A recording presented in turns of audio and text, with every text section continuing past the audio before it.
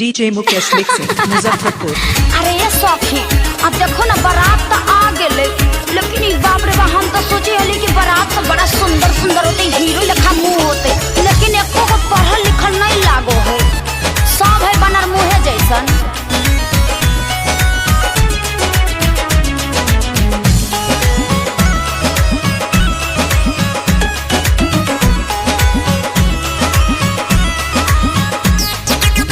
कैसन बारात आइलै कहाँ एकर घरबा अरे सखी देख ना कैसन बारात आइलै कहाँ एकर घरबा, दूल्हा बा ये सखी लागे भैंसा चराबा, दूल्हा बा ये सखी लागे भैंसा चराबा।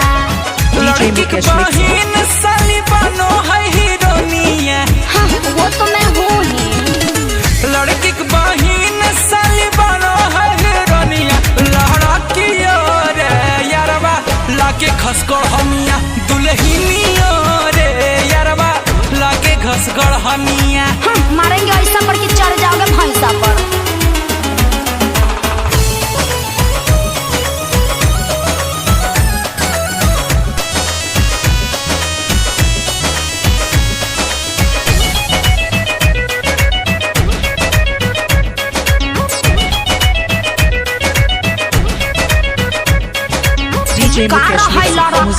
क्या पूरा खानदान है, अच्छा। देखे में लागो है सब कोयला के खदान है। अच्छा तब के हम कोयला के खान लग रहे हैं और आप चांद के परी।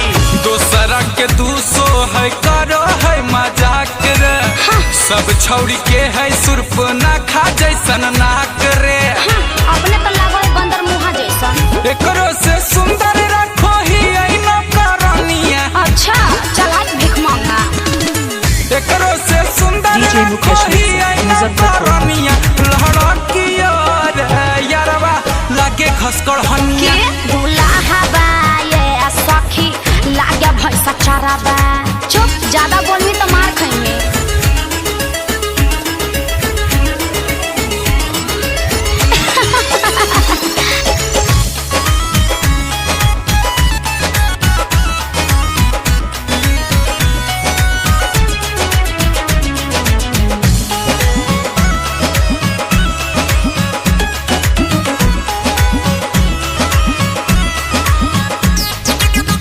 छोरा के जनम ला छोरे जैसन आइले, गाड़ी ने बाजा लैले नाम हंसबैले। नाम चकान बूझ खाली नामे सुन हलियो।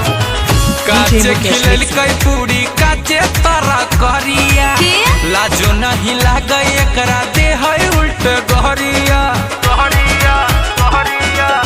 गुंजनया मनावा के लेबै हम खबरबा, लेबै हम खबरबा। गुंजनया मनावा के लेबै हम खबरबा, दूल्हा बा ये सखी लागे भैंसा चराबा। दुल्हनिया रे यारबा लागे घसगड़ हनिया। DJ Mukesh mixing Muzaffarpur.